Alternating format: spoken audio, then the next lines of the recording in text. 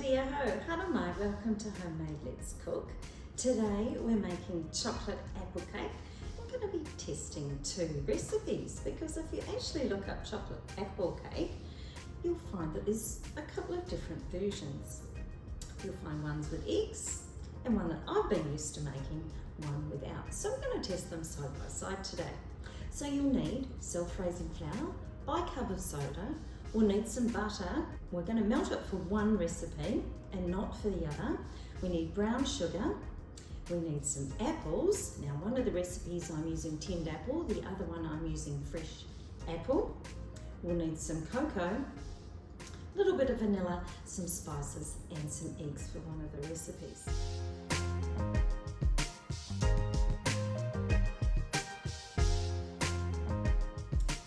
So what are we going to do first? Well, I'm going to do our fresh apple recipe first.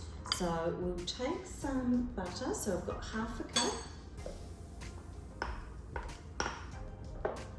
And our method for this particular one is to cream the butter and the sugar.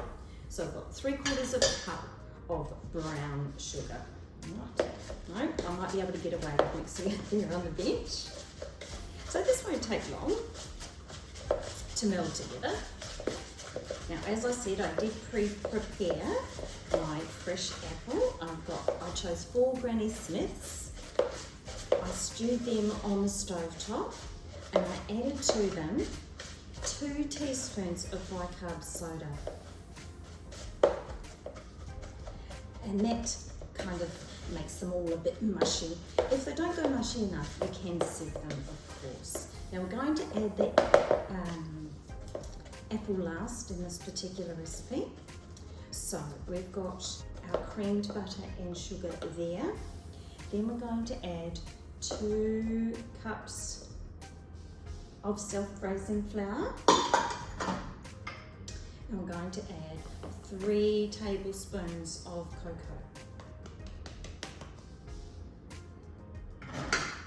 Now this will probably get a little bit tough to mix around, but just take it easy to start with.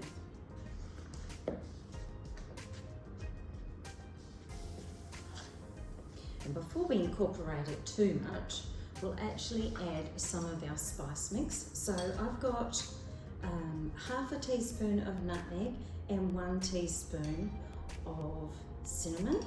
I've mixed those together, and so I'm going to add to this 1.5 teaspoons of the mixture that I have made. And again, we're going to add that to both of our recipes. So just give that a bit of a stir around.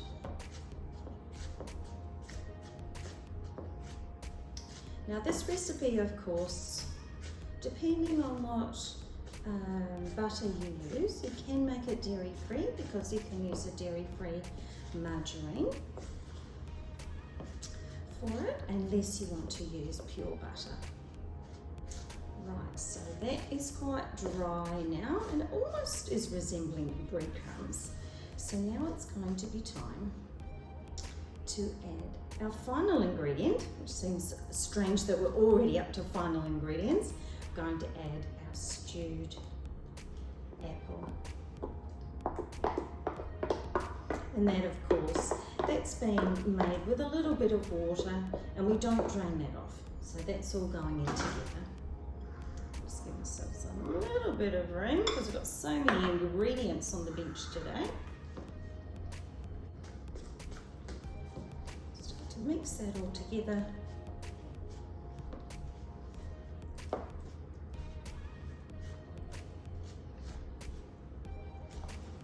We might just swap over to a metal spoon now that we've got all that cream done.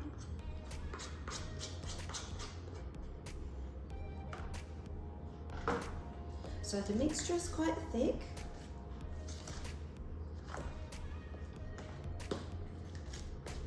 You could use more apples if you wanted to as well. This recipe caters for about 4 to 6 apples. And we'll see. That's coming together, but as I say, really is quite a thick consistency, as you'll see. But of course, we're testing 2 recipes today, and as they say, the proof will be in the pudding. So that's it, ready to go into a tin. Now I've got 2 different tins today, which hopefully that won't make too much of a difference, but I'm using my ring tin for the first recipe. And let's just hope I remember which ingredients are in which tin. I'm sure I can look back on the video and remind myself. But I recall when making this at an earlier stage of my life, or my sister making it, that we always used to put it in a ring tin. And of course, it's amazing how the moisture from those apples gives enough moisture for this particular recipe. We are going to cook both of these cake mixes side by side in the oven as well. Hopefully there won't be a problem in doing that, but we will keep an eye on them regardless. Alright, so that'll be quite rough on the top, and that's okay. Alright, so that one's ready to go, so I'll just pop that one there. I'm just going to clean a few spoons, I'll be back in a second. Right, I'm back. So, here we go again. This time we're going to use some eggs for this particular recipe. And I'm going to do everything all at once and together. So the first thing I'm actually going to do is pop in our eggs.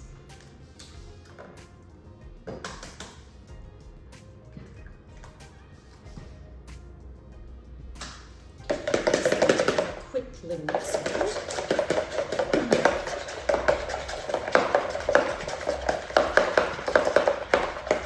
Into that, I'm going to add the melted butter.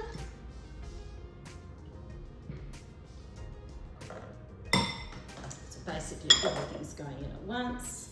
Our brown sugar. Let's give that a quick mix around. While we're doing wet ingredients, I'm just going to add a touch of vanilla to this one.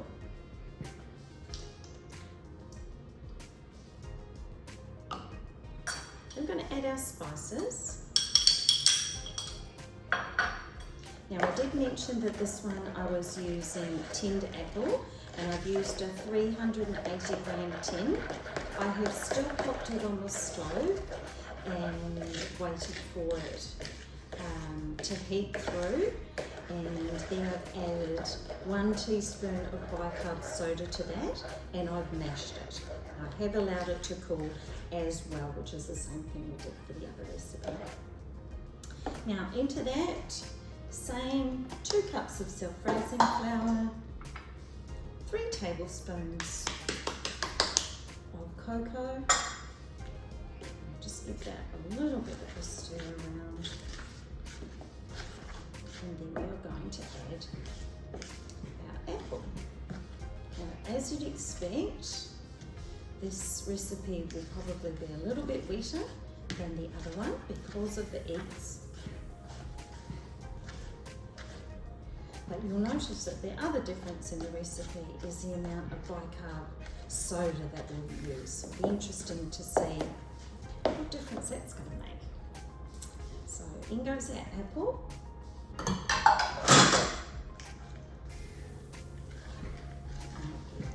good mix around. Now, sadly, I don't have 2 ring tins, but this mixture we are going to put in just a regular round pan.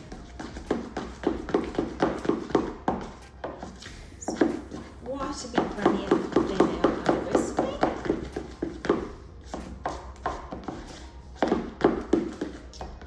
And of course, there's nothing to say that both of these won't be very nice.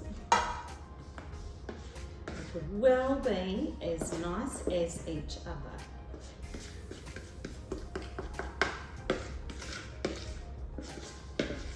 So what this will do, it'll give you a really good choice.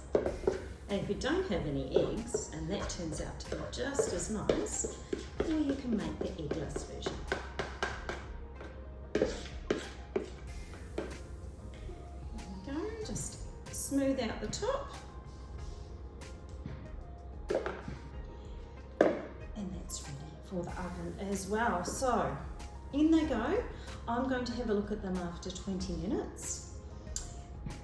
And I will report back on how they both bake, just to give you an idea of what to expect. Okay, I'll see you again soon. So, out of the oven with a couple of amazing looking cakes at this stage, I'm going to let them cool in the tin for about 5 to 10 minutes, then turn them out on a wire rack. And in the meantime, while I'm waiting for them to cool down, I'm going to make up some icing with just some icing sugar, some cocoa, a nice generous amount of butter or margarine, and some hot water. And make a nice buttercream icing to ice both of these. And then let the cake testing begin. I'll be back soon.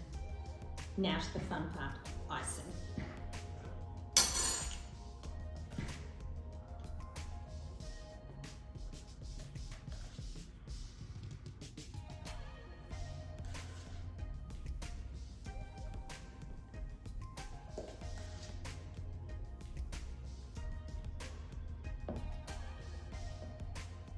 Generously ice both cakes, and when they're ready, test them out on your friends and family.